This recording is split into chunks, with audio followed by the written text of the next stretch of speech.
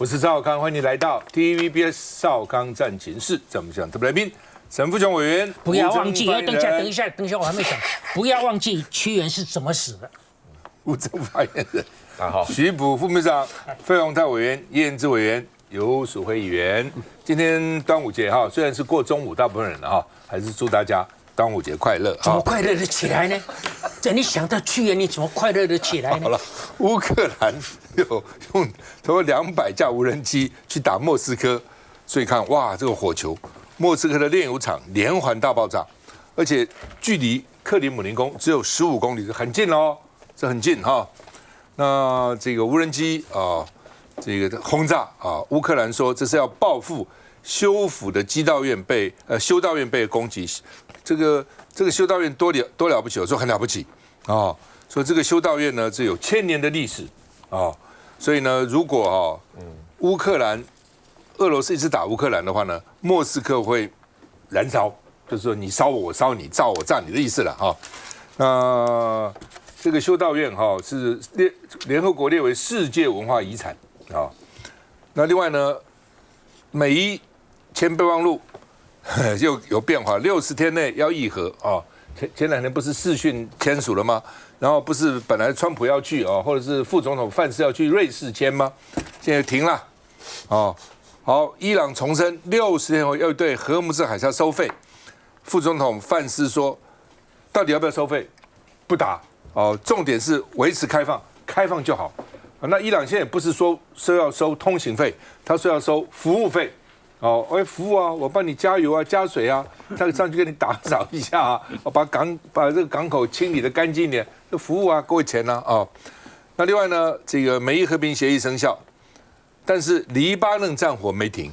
雖然荷姆茲海峽恢復原油的運輸，但是有500艘的這個船在那邊，所以要花很多時間，而且還有一些水雷，還要把這水雷去掉。布雷很容易啊，要清雷很困難了。因為那個雷可能會隨着海浪漂浮啊，你在這邊不表示雷在這邊可以清到，可能到那個地方去了啊。好，那麼本來范斯可能要去這個瑞士，本來川普也可能去，川普因為剛好在歐洲開 G7 的會嘛，突然取消行程，怎麼回事？瑞士宣布，瑞士說他們取消了，因為跟黎巴嫩停火生變有關，以色列還在打黎巴嫩，而且在那邊剛打死了4個人，所以呢，這個伊朗很不爽。就是說呢，停火協定包括以色列不能打黎巴嫩呢，那你現在去打，我們還簽什麼停火協議呢？美國又給尼坦雅胡壓力啊，不讓他這樣亂來啊。好，那麼所以范斯嗆以色列，你只不過是900萬人的一個小國家，你不要只想靠殺戮解決一切嘛，殺那殺能解決問題嗎？好吧，那彭博是說，川普這個美國跟伊朗這個 MOU 比奧巴馬當時簽寫還爛。我們看一下，無人機筆直朝民宅直接撞上去，轟的一聲，立刻炸出巨大火光，濃煙瞬間竄上天際。橋上的民眾抬頭張望，只見一架架無人機掠過天空，俄軍防空飛彈緊急升空攔截，空中接連傳出爆炸聲響。烏克蘭周4出動194架無人機，對莫斯科發動近2年最大規模空襲。莫斯科最大的煉油廠也成為這波攻擊目標，猛烈爆炸直接把燃料儲存槽頂蓋炸飛，濃濃黑煙直衝天際，短1週內就已經2度遇襲。俄方指出，這波攻擊共造成了16人受傷，機場一度暫停起降。Dear friends, you've probably all seen how Russia struck the Kyiv Petroslav with drones. Of course, we are preparing our responses to such Russian attacks. 澤倫斯基坦承，這場攻擊是為了報復俄軍之前空襲基輔世界文化遺產，並持續打擊俄羅斯能源設施。Behind me, the answer to why so many feel Russia's lost the control of defending its own skies. About 20 drones will be launched out of here. CNN 報道指出，烏軍正透過大規模無人機攻勢，持續突破俄羅斯防空網，慢慢將戰火帶進俄羅斯本土。Strong. There is the Israelis did try to destroy the entire area. 記者話才說到一半，隨即傳出爆炸聲響。儘管美伊協議生效，黎巴嫩依舊炮聲隆隆。這名伊朗國家電視台記者來到黎巴嫩南部報道現況，不料卻意外遭到以色列無人機的彈片擊中，受傷，緊急送醫。伊朗官媒也公布伊朗總統簽署協議的畫面。據了解，伊朗最高領袖穆吉塔巴雖然對協議有意見，但最後關頭勉為其難同意。荷姆茲海峽重啟的第一天，美國副總統范斯證實有1250萬桶原油已經在一夜之間通過海峽。Well, it really probably is unconditional surrender. Yes, I think so. 不過，防長赫格塞斯祭出威脅，表示如果伊朗不履行承諾，美國將重啟軍事行動。老沈怎麼看？先講烏克蘭的無人機，我再講 MOU。我覺得澤連斯基在戰略上是犯了一個很大的錯誤。你的無人機是很厲害的，哦，算是打了莫斯科附近的機場啊、煉油廠啊，算是厲害。但是你有種，你打那個洋蔥頭，那些東正教的教堂，打一個下來，我看看，給我看看，你不敢的。為什麼？澤連斯基的理論是說，我展現我無人機的能力，能夠逼普丁趕快停火，趕快坐下來談判。普丁不可能丟這個面子，所以你既然這樣的話，就無法收拾，你完蛋了。你知道，你搞得哈，本來可以漂漂亮亮，稍微漂亮，現在變成難以收拾。好，我們講 MOU， 這個 MOU 的內容已經給全世界人都看到了。這個川普的盟友大致是高興的，因為他們受害啊，所以一旦停戰，大家都吐了一口氣，所以表面上都恭喜他啦，說不錯啦，我們喜歡。但是反彈來自美國國內共和黨，尤其是非 MAGA 的保守派，像以前的副總統 Pence， 他們說太糟糕了，你這個根本就是為了彈劾，這個放棄讓步太多了，因為你看它的內容啊。這個美國竟然也讓步到說，他為伊朗可以繼續做飛彈，他的理由是說啊，連沙地阿拉伯都可以做了，他為什麼不可以做？嘿，你這個是100%房地產中介商的態度啊！你為了撮合這個生意啊，你兩邊的話都可以講啊。這個媒婆就是這樣，你知道嗎？早年啊，我祖父的時代。媒婆為了促成這樁婚姻啊，兩邊的好話講盡了啊，絕對不會講壞話。所以川普這個手腳被人家看破了，你就是非停火不可。那最近著名的智庫這兩天啊，還有著名的媒體，像這個Newsweek， 他們報了相當有規模，請了相當有頭臉的這個專家來評論這個 MOU。除了 ICIS 這個相對保守的代表說川普沒輸啊，起碼這個毀了伊朗的陸海空三軍啊，要很多年才能夠重建。除了這一點，他勉強說戰術上沒輸，但是他的結論還是說戰術上沒輸，但戰略上還是輸了，因為他完全沒有達到他原先的目的。除了這個智庫的代表，唯一的代表，其他一面倒的。一面全面的說川普你輸了，哦，那跟我幾天前講的方法完全一樣，你一點一點去數，完全輸了，哦，那我說最後就是留了兩個大尾巴互相咬住，一個是濃縮鈾，你要把它放棄啊，另外一個說，哎，那我要重建基金，現在川普說我1毛錢都不給啊，哦，這些錢有半數都已經承諾了，是來自誰？來自川普的盟友的企業家，這一群就像那個烏蠅一樣啊，就是專門就說川普這個獅子啊，已經把把伊朗這個打在地上了，哎，歡迎你們進來吃肉，歡迎你們進來。而這些企業家進去啊，這個是典型的西方的資本主義的企業家，給他們談啊，你們給他們談。所以當然我們亞洲就是新加坡、馬來西亞、韓國跟日本。所以你不覺得很刺眼的一點，就說怎麼沒有邀請台灣呢？但是呢，這不重要哦，重要的是中華人民共和國要來了。他說你們搞，你們繼續賺錢，你們我中華人民共和國就是基於人道立場，我也要進去幫忙伊朗。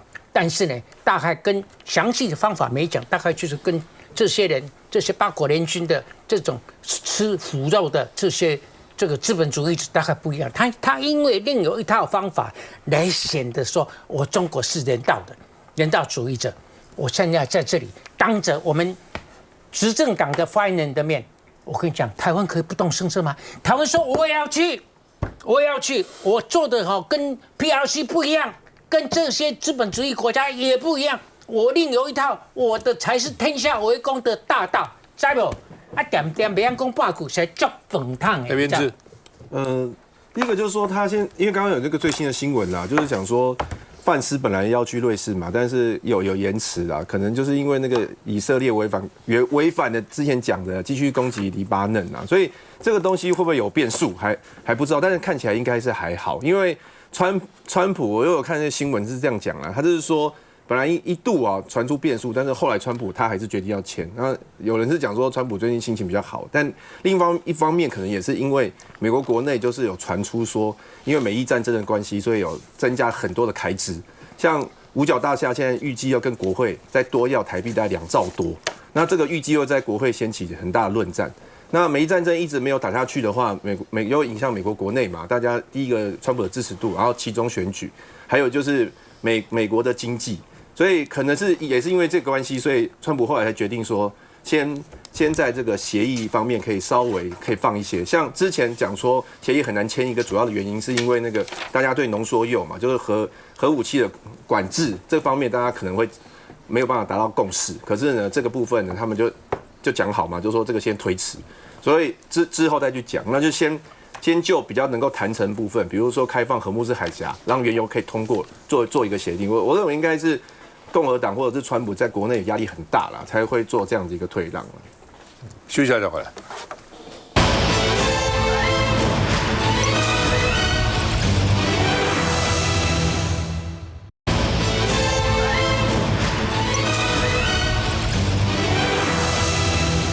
好，那麼因為日本跟菲律賓呢，前一陣子這個 EEZ 談判他們在互相還簽署了這個協議賴清德說呢，中國非沿海，這個中國是講中國大陸了，非沿岸國家，所以無權介入日菲的這個談判。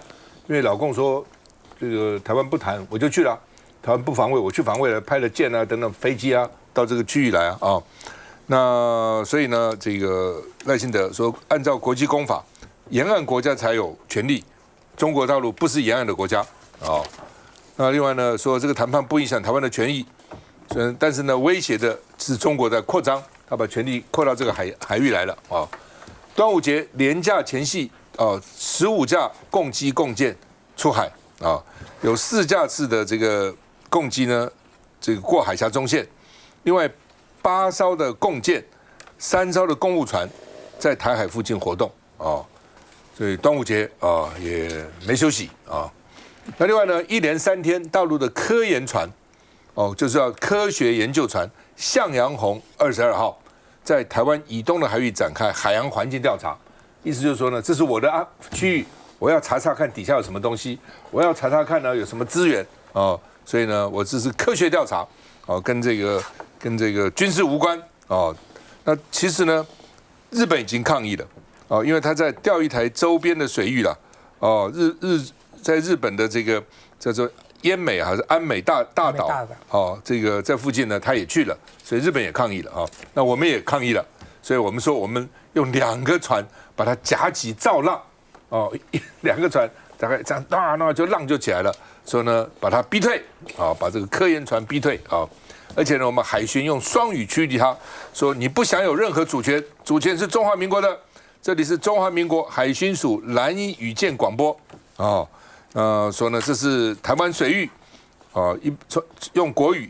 同時用英文來跟他講來跟他喊話。我們看一下，呼叫中國向陽紅22，這裡是中華民國海巡署藍語艦廣播。打着探照燈，海巡人員廣播抵近監控，看到斗大的3個字“向陽紅”。海上穩定，才能確保你們的國家發展。在監控畫面上，無所遁形向陽紅22科研船18號晚間11點35分在蘇澳外海進入我國限制水域。大陸官媒同步聲稱，向陽紅22號一連3天在台灣島以東管轄海域調查、採集海水環境 DNA 與水文氣象數據。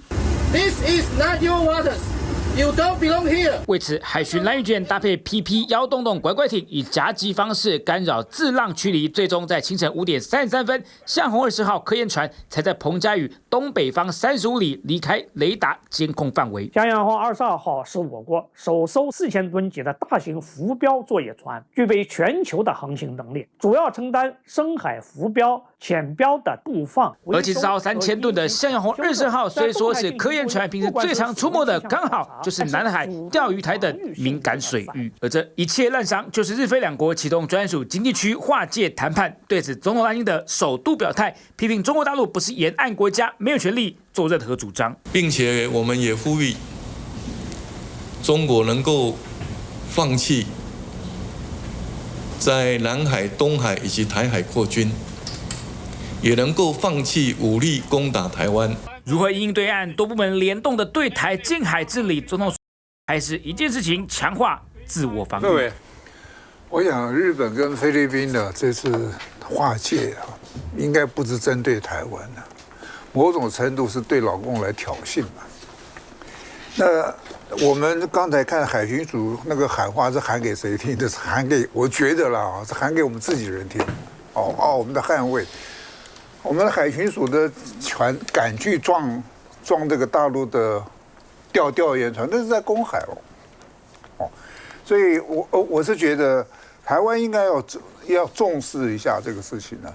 日本跟菲律賓，尤其是菲律賓這種國家，平常不管在經濟、在軍事上，都算是這個2、3流的國家吧，他敢去做這種事情，當然我相信他們背後是有美國了。但老美真的會，如果說真的有衝突的話，不管跟哪一個國家，跟台灣有衝突，或跟大陸有衝突，最後的結果還不是要美國出來出來擺平哈？我們回想在多年前的什麼這個叫做什麼海大星號，是不是哈？那個船，當我們的空軍的飛機空軍人跟我講我們的 F-16飛過去了，可是瞬間就迷航，換句話說，老美不允許台灣去動。可是老共知不知道這些事情？我是覺得他們都知道，你菲律賓跟尤其日本，就要衝着中國大陸來挑釁，因為後面有美國替他們撐腰。可是從伊朗這一次我們上一節談到美國跟伊朗的。你看那個，我是仔細讀了那14條協議，我讀了好幾遍。我是覺得美國是讓了很多的步，美國不得不讓步。美國在軍事上，在經濟上，我覺得此刻要掀起台海的各種的衝突，我不覺得美國有這個實力哈。此刻我是覺得從台灣的角度來看。我們當然要希望日本你不要這樣太過分了，我們要坐下來跟日本談談，跟大陸談談，跟美國談談，確保我們的漁權啊，我就覺得這個是最重要。來，發言人吳崢，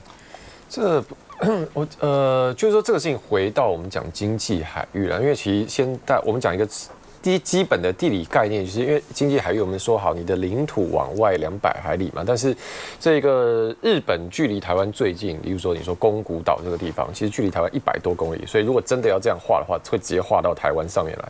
那菲律賓呢，這個距離巴丹島距離台灣其實也是150公里左右，所以真的要畫的話，也會畫到台灣南部來。那當然我們台灣往外，如果我们真的畫200海里的話，也會畫到日本跟菲律賓的這個國土上面。所以其實這個問題沒有那麼複雜了，單純就是這個經濟海域本來在國際上就是大家要來談嘛，因為地球沒有那麼大。那現在問題，現在狀況其實就是說，日本跟菲律賓先談。那我覺得某種程度上，這比較是一個區域秩序的整合。因為你說日本的跟菲律賓應該是日本跟菲律賓現在有很衝突嘛？可是我們也不要忘記，前陣他們才剛剛也是在巴丹島附近進行美日菲的聯合軍演。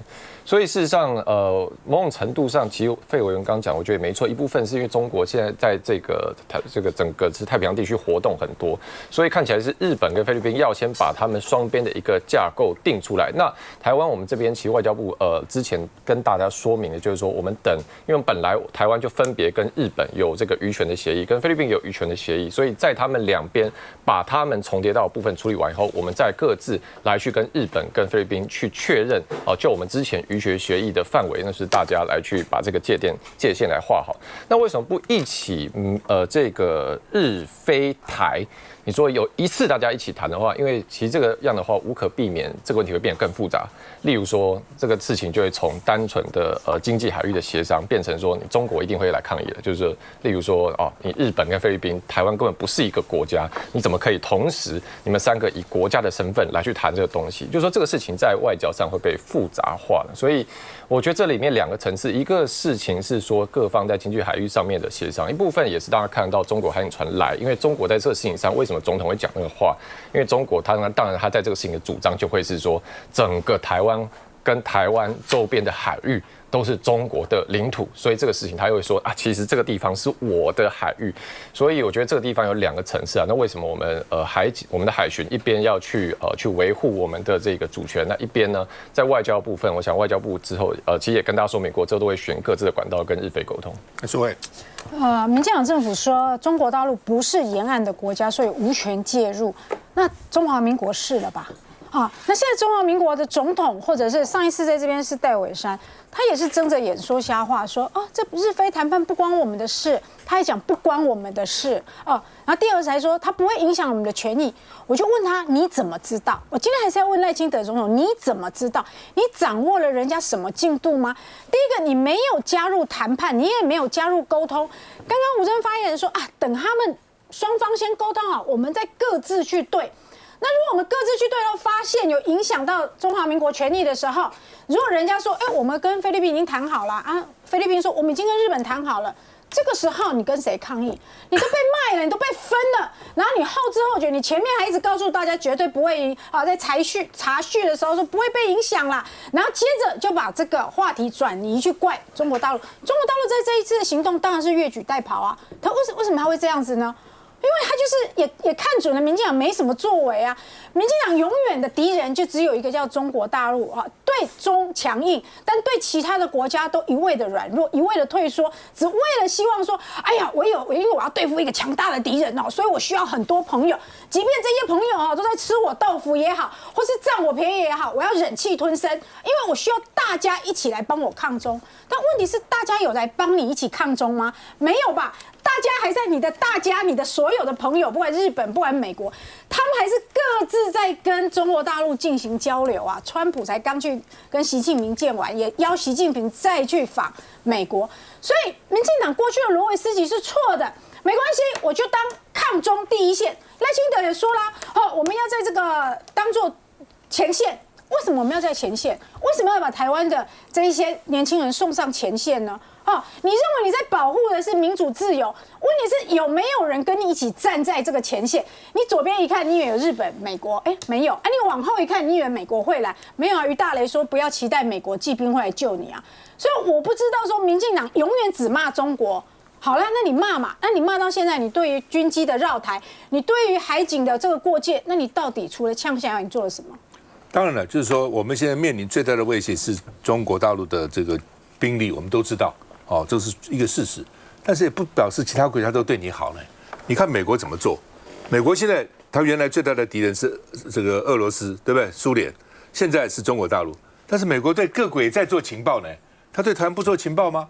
以前跟我們好到那個地步的時候，還鼓動那個張憲義，對不對？記得嗎？把我們那個核能的設施通通毀掉，埋伏多久對不對？美國，你上次不是什麼他們解密出來，發覺他對各國都在監聽，都在做情報工作。那我們傻傻的只對大陸做，那你對其他的做了沒有？做了多少呢？也許有做，但是做了多少呢？